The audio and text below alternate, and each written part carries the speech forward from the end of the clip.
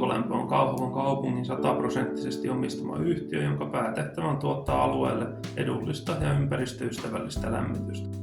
Kauhavan uusi hyvinvointikeskus on otettu käyttöön syksyllä 2022 ja tässä yhteydessä Kauhavan Kaukolämpö investoi hukkalämpöjen talteenottolaitteistoon.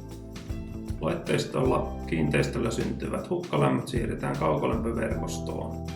Hukkalämpöjen talteenotto oli myös kustannustehokas tapa tuottaa jäähdytystä hyvinvointikeskukselle.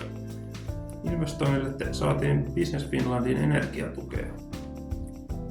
Kiinteistöllä syntyvällä hukkalämmöllä voidaan kattaa jopa puolet kesän kaukolämpötarpeesta Kauhavan kaukolämpöverkostossa.